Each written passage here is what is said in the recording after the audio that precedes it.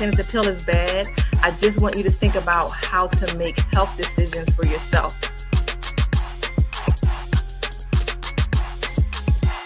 You want to be especially vigilant, especially staying on top of it. Once I got the information I needed, I started to move in that direction about how to make health decisions for yourself. In your mind, what would you say to brothers that's not vaccinated or just people in general? I'm glad to hear you are protected, and thanks for being so honest here on Keeping It 100, because that's what we do. Hey, welcome to another great episode of Keeping It 100. I am Dr. Kristin Motley. As always, we have a really good show in store for you. If you have any questions, give yourself a shout out. Let us know y'all watching. Just put your name, say hi, put your question, comment in the chat, and Dr. Ty Thomas, as always, is going to hold it down in the chat for you. Let us bring in the one and only Georgie Mink Jr., my co-host. What up, G? Hey, good afternoon, Doc. How you doing? I'm good. How you doing? I'm doing great. Last week, you announced to the world that you went and got your physical done, that you're taking your blood pressure medicine. So I just want to do a quick check-in. How's that going for you? It's great. I feel good. I'm gonna be starting the gym in like another week. Yeah, so I'm just getting ready to what? The gym. Oh, you going to the gym? Yeah, I had a big time. What is it? VIP, like yes, the black card. And for 2 years, and I never went. And I've just been paying it faithfully, but I'm gonna use it. And so I'll be starting up probably right after school. So the second week in June, I'm gonna be hitting the gym and just start eating healthy and watching certain things. So I'm glad. Doc. We can't preach this stuff if we're not doing it, Doc. So listen, it's a process though. So you got there. I'm glad you're there, and one step at a time. So I'm glad you're finally gonna put that money to use, because I don't got no money to waste. They've been robbing me, Doc. Yeah, and they depend on that. Like that's how they make their money. They know ain't nobody coming. So good job on making that decision for yourself. Speaking of men, and next month is Men's Health Month, so we're going to do all men's health all next week. But I want to give a quick shout out to my husband, and I'm about to just expose all of his HIPAA protected information. But he did go get a colonoscopy this morning. I got a little sneak peek. Why you do my brother like that? He got his colonoscopy this morning. He's at high risk because his mom passed away when he was a little boy. I think he was only 7, and he lost his mom when she was only 30 years old of colon cancer. So he has to get checked often. And so he got his done today. So I'm proud of him for that, because he could easily put it off, and I can't make him do it. Right. But he did it for himself, and so I'm proud of him for that. So anybody that is 45 or older, the recommendation from the American Cancer Society is get your colonoscopy done. And depending on your risk, that'll determine how often. It could be 3 years or 5 years or 10 years. Like, you may have to go back and get it done again. But they'll let you know your risk when you go. But talk to your doctor and make sure you schedule your colonoscopy and get it done as often as you need to get it done. So that's that. So let's just hop on over to the news right quick. I saw, and I was in a meeting last week, that monkeypox may be like trying to make its ugly way back into our lives. There was a cluster of cases that was identified in Chicago earlier this month. And we had seen a huge drop in monkeypox for a while. But it may be coming back. So the cases that were identified in Chicago, they were men between the age of 24 and 46. They had really mild symptoms. Not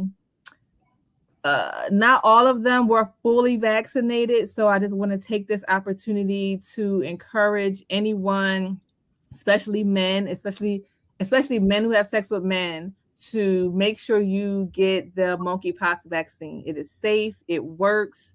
So make sure you get it, and make sure you get the whole series. There's multiple doses. I think there's 2 doses. So you got to get both doses to be fully vaccinated, to get the protection that you need against monkeypox. If you don't know where to go, you can contact a health center or a health department in your area. If you don't have a primary care doctor, if you do have a primary care doctor, then just reach out to your provider.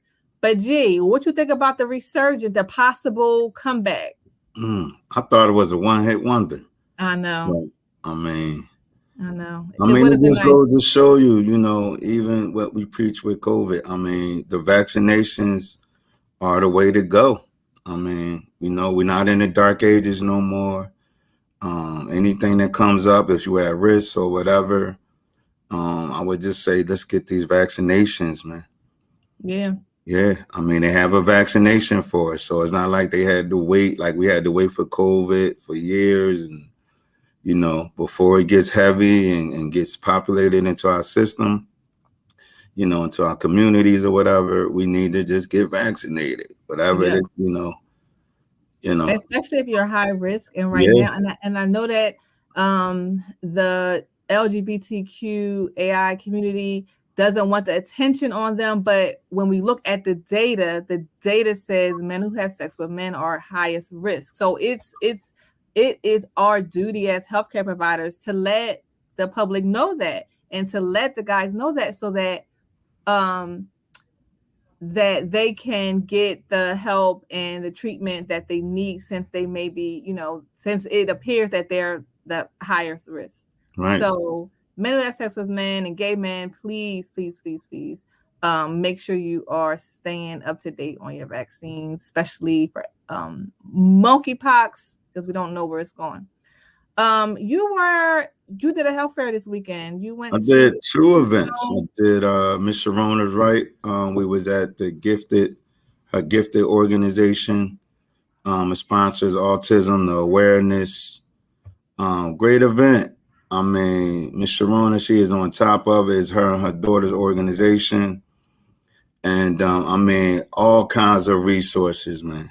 That's great. Look her up. I'm while we on today, I'll just probably send you over the information, Doc, so we can get it out to everybody. All right. If you have a link, then just put it in the chat and we'll get it out in the chat for you. Yeah, but I mean, great event. Got some good stuff. I know she has another event in June. We'll probably have that for our guests next week. It's like a sip and some type of sip and paint. Okay. But it's not champagne, but it is for the parents of autism, style students. Okay. And great event. Awesome. Good job. I know you were there passing out COVID tests. I'm going to make sure that, we have the tools that we need. I know that everyone feels that COVID is over, and it feels like it's over. It's still just like trickling out there and trying to get whoever it can get. So make sure, if you're not vaccinated, it's not too late to catch up, to get your COVID vaccines. Take advantage of any free tests, because because the government has washed its hands of taking care of us right now. The public health emergency has come to an end. So as all these free resources are drying up, we won't be able to get them anymore. So as long as we have them, we're passing them out. I was talking to a friend who owns a pharmacy, and she had to put in her order for the Moderna vaccine for the fall, and it's over $100 a dose. Over $100 a dose. She had to put her order in so that when the fall comes, we don't know how it's going to look, but at least she'll have it in stock. It'll be there, but it won't be free like it was previously for people. So make sure you take advantage of whatever free vaccine is available until that supply is gone. Because if we have to get a new one in the fall, it may not be available for free. So just keep that in mind. Let's see here. We have a wonderful special guest today. Dr. Kathleen Walls is back in the house with us. Hello, Everybody knows Dr. Walls. Hey, she is not a stranger to the show. She was actually our very first guest on the first episode of Keeping It 100. Before I probably even had a title or knew I was doing a podcast, she came on. We was doing some education. So if you haven't met her yet, she is a doctor of clinical psychology. She's an author, an educator, a leadership coach, just a wonderful woman. And she assists people with living their greatest life. Today she is here to talk about minding our minds, mental health versus mental illness. Welcome back. Thank you. Hey y'all. What's going on? I feel like a hey y'all. Hey, look.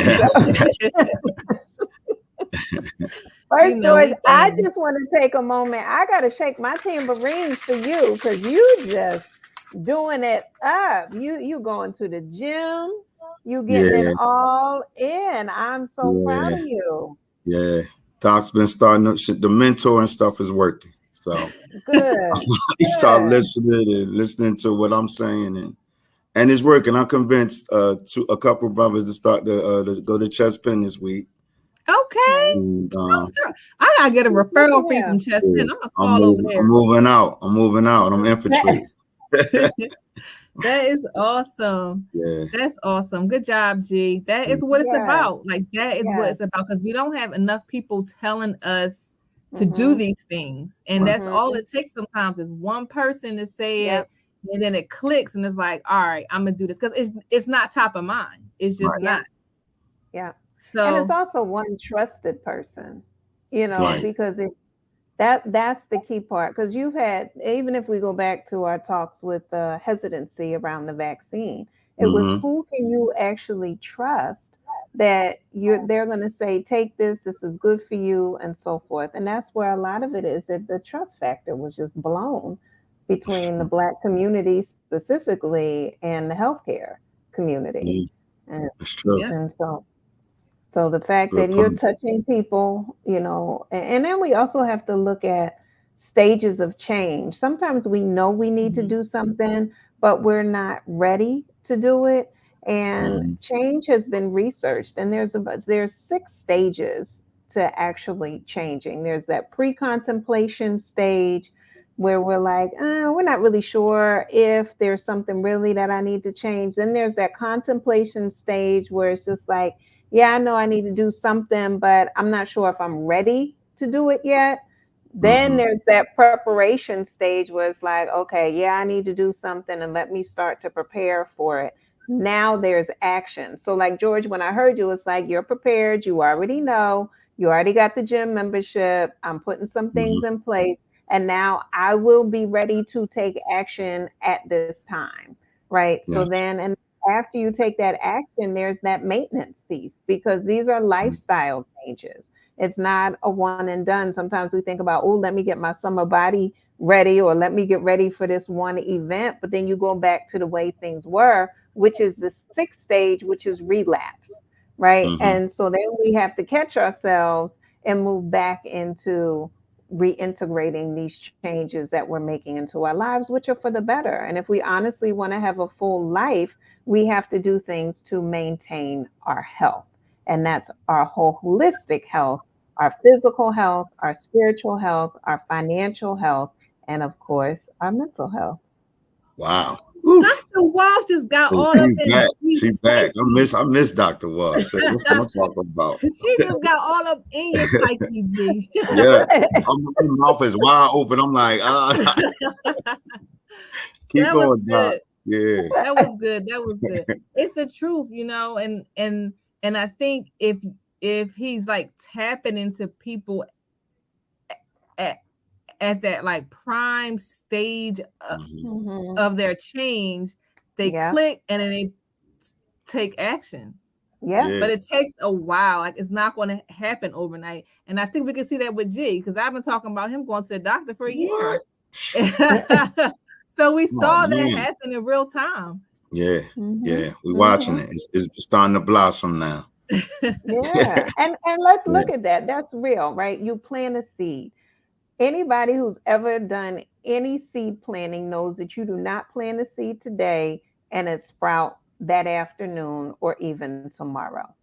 Right? Right. It takes time and it has to be nurtured. And again, this is that trust, right? You have the Mm-hmm. trust, you have the data, you do the research, you have the resources, you make the connections, you look at the impact of your life on others.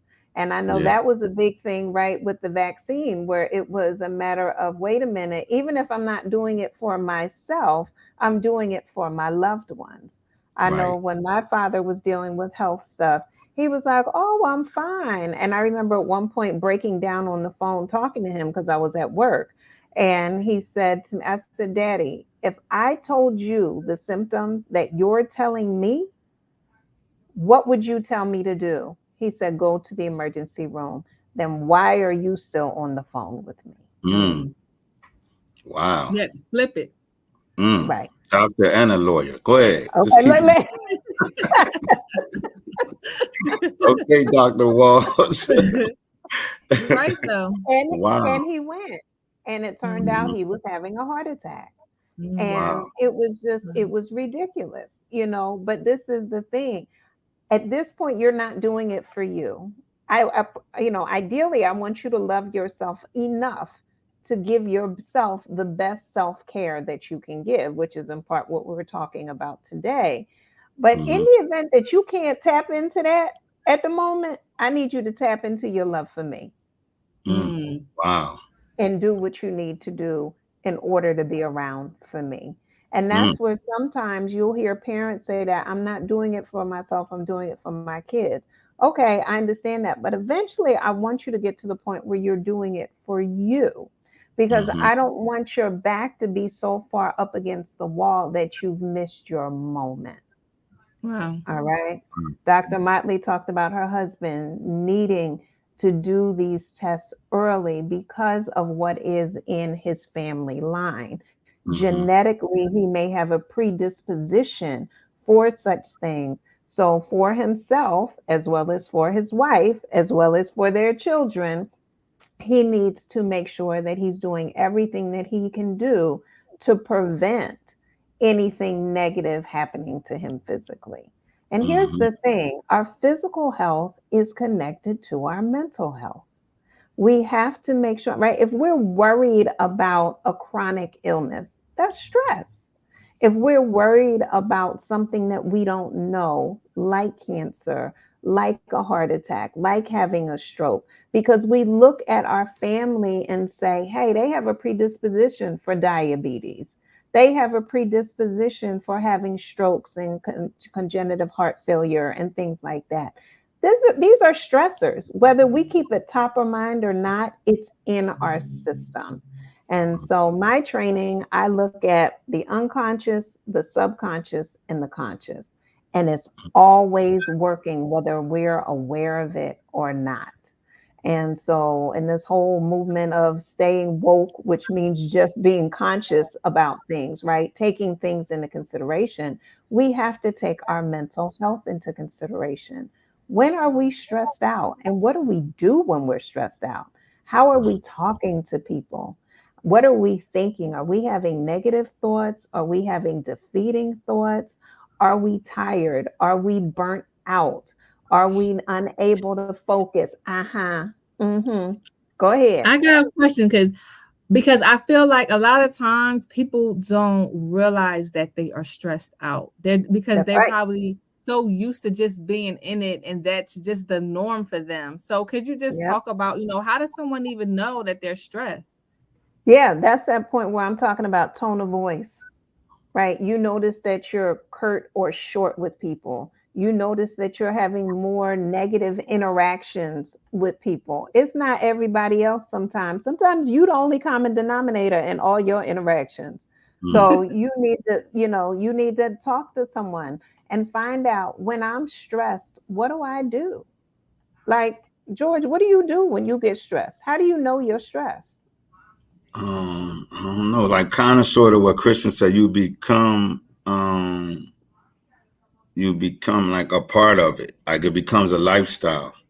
So now Mm-hmm. I'm just starting to be in tune with it. Like since we've been talking Mm-hmm. about mindfulness and wealthfulness and all these Mm-hmm. mental things. So it's like now I don't shut down.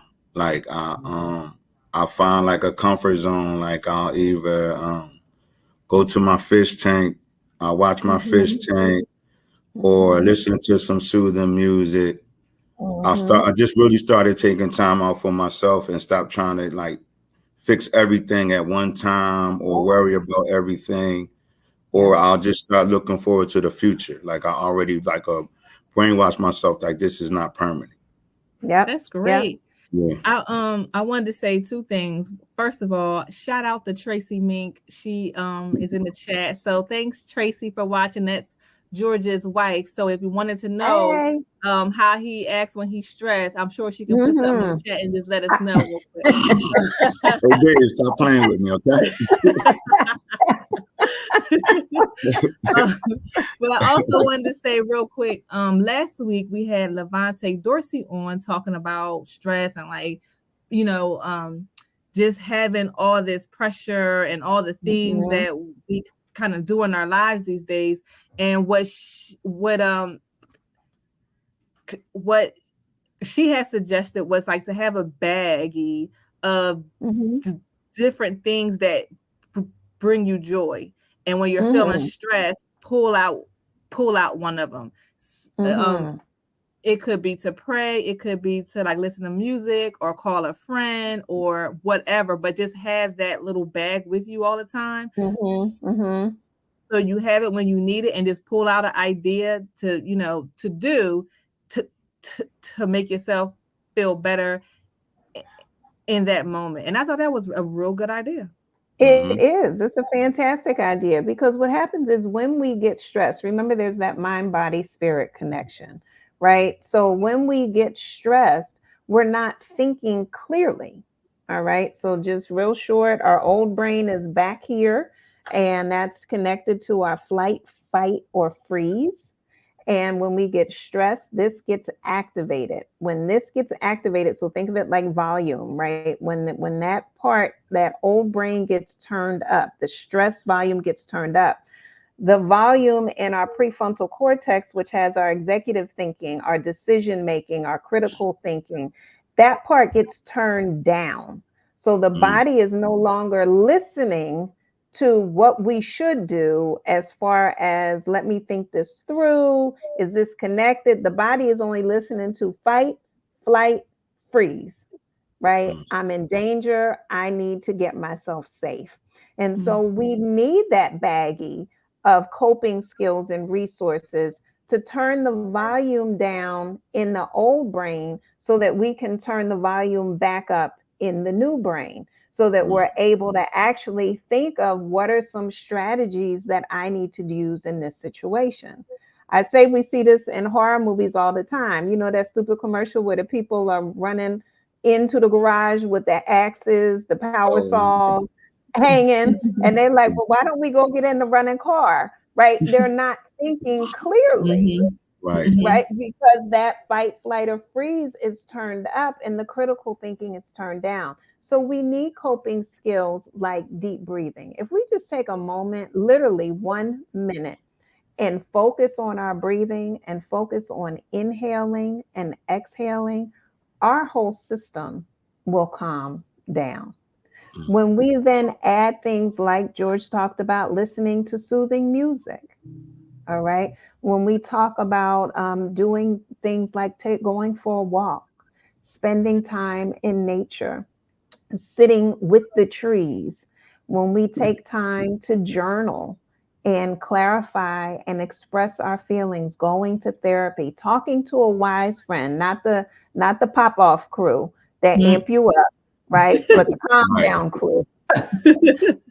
Right? You want somebody wise to talk to. These are all coping skills that we need. We need when we're dealing with trauma. We need when we're dealing with stress.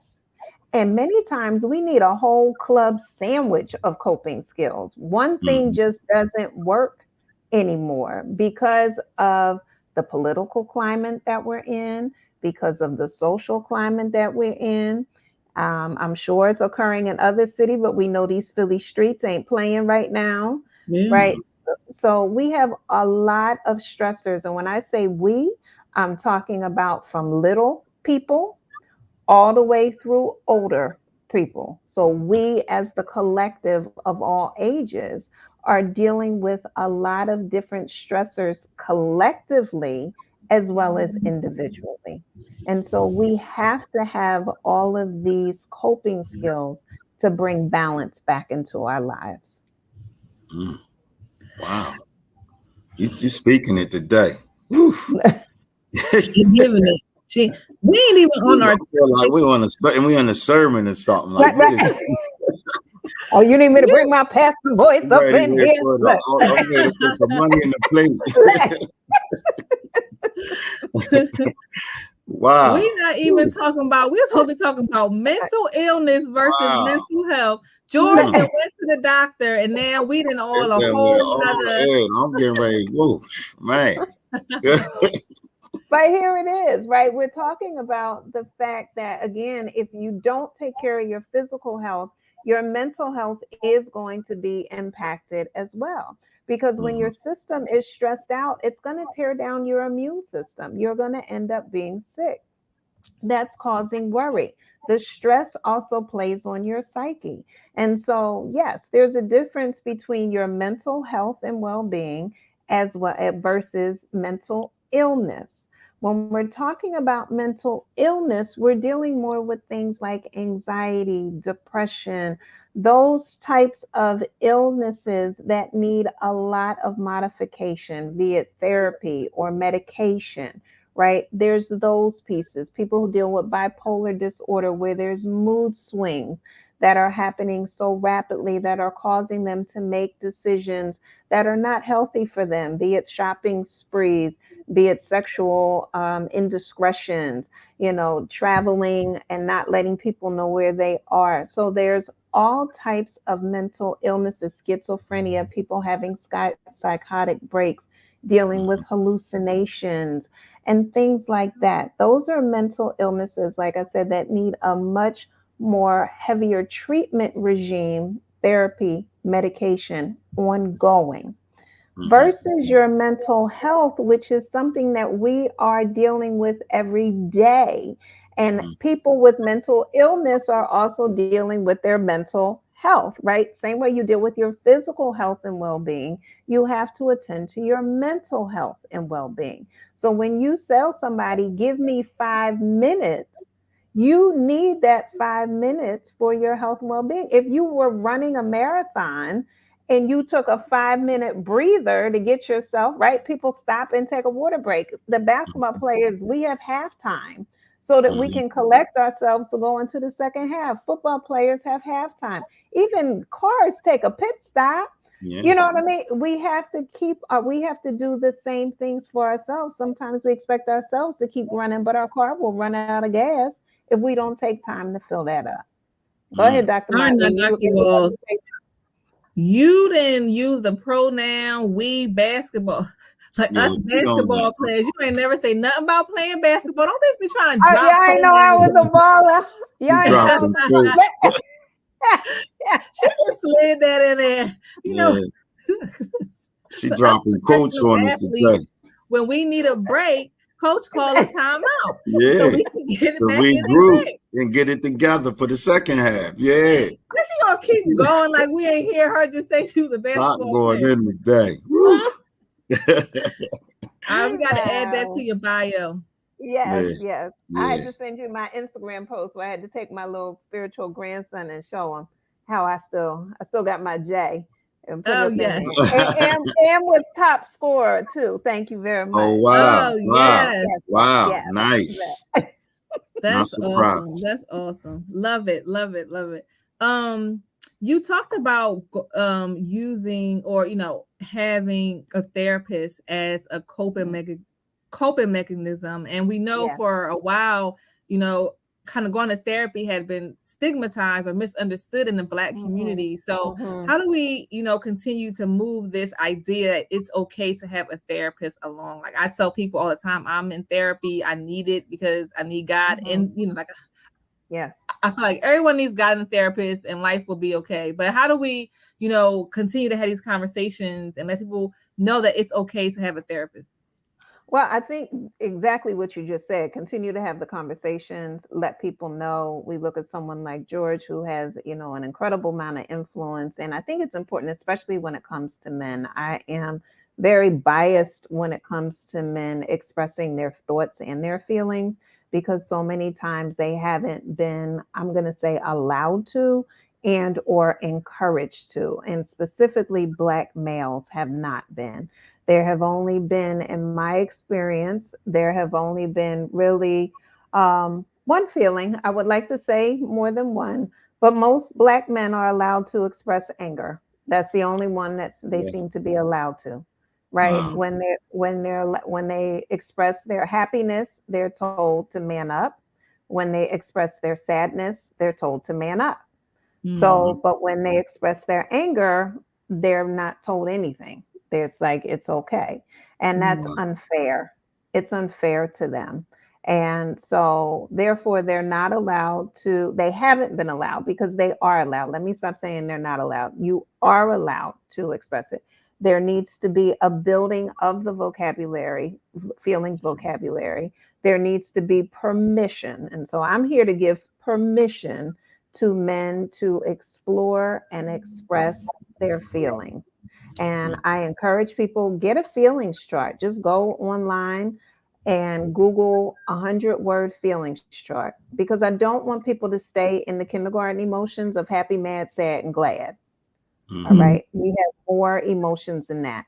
And generally, what happens is people will end up only saying mad, but in actuality, they're nervous, they're scared, they're disappointed, they're sad.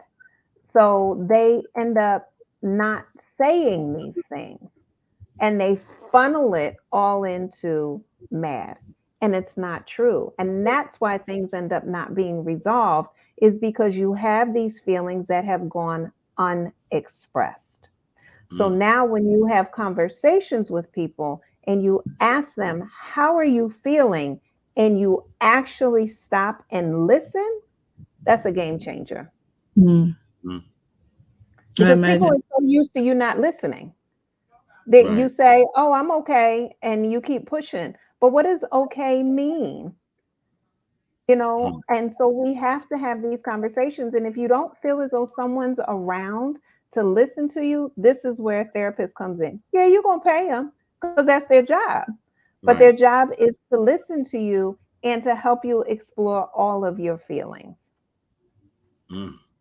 And for me, just having a therapist, I feel like they're so magical like that because you really feel like they are listening. And I'm like, he just listened to what I said. It's just it's a really good feeling to feel heard. But I wonder, since men haven't been able or haven't realized that they could express more than just anger, how do they transition then? Because if society still believes that all Black men can express is anger, then where do they how do they find that space to express more than that? Yeah. So here's a spot where most of my clients, I said, if I could ever bring them all together, they would roast me like nobody's business because they get so frustrated with me, is that I also tell them that they need to journal. Okay. So journaling is a place where you can put your private thoughts and feelings. And you can either keep the journal if you're afraid somebody's going to see the journal. Once you write it down, if you need to rip it up, if you need to burn it, you can do that, whatever it takes. The whole thing is to get it out of your body and get it out of your mind, because that's the other thing. That stuff sits in your body. All right. There has been, when people look at the metaphysical reasons for cancer, they say that it is anger turned inward. All right. So depression has also been noted as anger turned inward. And so we have to look at these things. These feelings serve a purpose, and we have to learn what the purpose of them are for us, and then how to control and direct that energy. So when people talk about anger management, it's really about anger understanding. Why are you angry? Is there a boundary that has been crossed that you didn't even realize you had? Is there a violation that has occurred that now has come to your awareness? And now it's your responsibility to let the other person know, hey, this is a boundary for me. I consider that a violation. It is an opportunity to teach other people about you. But first, you have to infamously know thyself. And that's what the feeling exploration, this is what therapy does. It helps you to know yourself a little bit faster sometimes, because it's not that you can't do the work on your own, but you have to do the work. All right. The journaling allows you to see what your thoughts and feelings are connected to, what life events have happened, what how do you respond to things? Are you responding the way that you want to respond to? There's been life events that I've had that I was like, oh, if I had that life event again, I wouldn't do it like that. And there's also been ones that are like, I'm gonna do it again. Right. So, but we have to know who we are so that when life does what life does and we find ourselves in these situations again, how do we want to act? How do we want to respond? Not react. How do we want to respond to situations? This means that we've actually thought about it. How do we want to teach others? So if you have children, grandchildren, whoever, but I also have mentees who are my age or a little bit younger, right? How do I want to teach them how to handle situations like that? Going back to my basketball people, I remember when Charles Barkley said, I don't want to be a role model. He said, don't look at me for that. Right? Versus other people were saying, I want to be like Mike. Right? There's some people who happily take the role model space in life. And so they're checking themselves, they're monitoring themselves, and they're teaching others how to navigate this thing called life. So journaling is a way that you can do that for yourself, gain some additional insight, and then also visualize what it is that you want and how you want to move through life. That's good. Now, I imagine there are some people that may not be able to read or write, but still want to do, but still want to get it out. Can they use a voice memo like on their phone or something? Does it have the same effect? Okay. Yeah, they can definitely use a voice memo.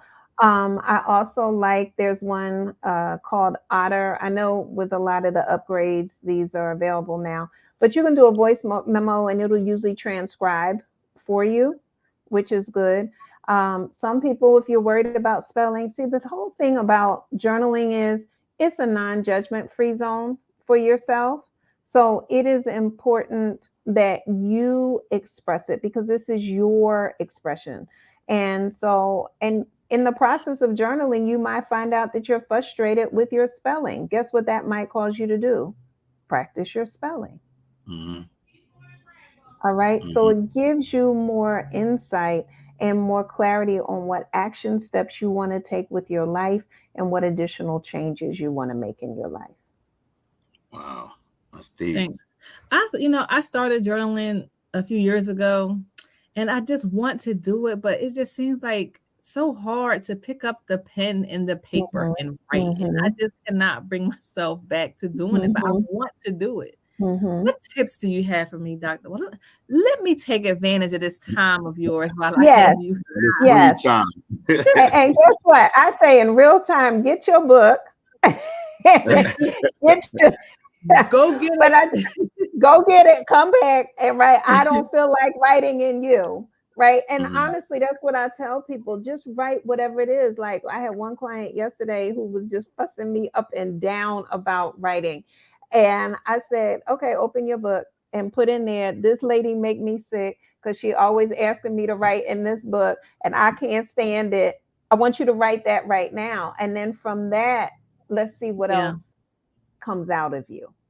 All right. And generally what happens is it reminds me of when I was in the 5th grade and Miss Jackson told me to write about the elephant and she made me mad because I really wanted to be outside playing and so forth and so on. And then it's like, dang, I didn't know all of that was still pent up inside of me. My point exactly. Right. That's good. So just kind of going back to the 5th grade, I know you work with children and trauma a lot, and you have books because you are an author and a basketball player and all these other things. So wanted to talk about that a little bit. Can you talk about your books, your children's books? Yes. Oh, I love the Feelings. This one just came out a month ago. So, Feelings is exactly what we're talking about. It is an opportunity to clarify what you are feeling. So, in short, Froggy T, he wakes up, he's in a bad mood, he's not feeling his best. Bunny, what's going on? And he's just like, yo, I'm in a bad mood and I ain't trying to be around you either. And Bunny is like, ooh, wait a minute, who you talking to? Right. So now she's worried about him and what he's feeling. He's worried about his own feelings, but now she's also worried about her own feelings because she's mad, she's confused, she's got all of these feelings going on. And what are you supposed to do with all of that? And how are you supposed to manage all of that? So in Feeling, she seeks the help of a wise elder that gives her some strategies on how to manage and navigate her feelings, as well as how to manage and navigate her friendship. Wow. That's great. We have another one here. Oh, yes. Bunny gets bullied. So hold that up for a second. So as you can see, George, what are those animals that you see around Froggy T and Bunny on that screen? Let me see. We got look like a bull over there. Yeah, they're all bulls. Get it? So the Bull Lee brothers. Oh, got it.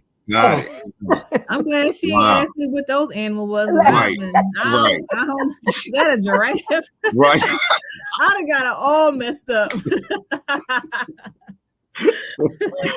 Yes, Bunny has her first experience with the Bull Lee brothers. There's Bully Ray, Bully Tim, and baby Bully Jerome, who actually told Bunny she better run on home. So, I'm saying exactly. And then they were singing a song trying to harmonize, and they just let her know that she was not their friend. And so she's trying to figure out, how do I respond to this first bullying experience? She noticed that her tail fluffed up. When bunnies get scared, their tails fluff up and they run really fast in a zigzag pattern so that the predators can't catch them. All they see is the flash of the white. So she's paying attention. She notices her body's reaction to being frightened, to being intimidated. And then she's trying to process it. So she seeks help from her mother. She says, I've never been in a bullying experience. What do I do? And so her mother gives her some advice, gives her some life lessons. The fact that sometimes the bullying isn't about you. Sometimes people just don't know how to get along. All right. And then she seeks the help of her friend, because guess what? The next day she's got to get back up and go to school. And so what do? And so then he gives her some options. And in writing him, I was very clear that I didn't want Froggy T to save her. I wanted Froggy T to empower her and give her options, but then she has to make her own decision and she has to tap into her internal valor. So I am a former early childhood, elementary, and middle school teacher as well. I also did adult literacy for several years.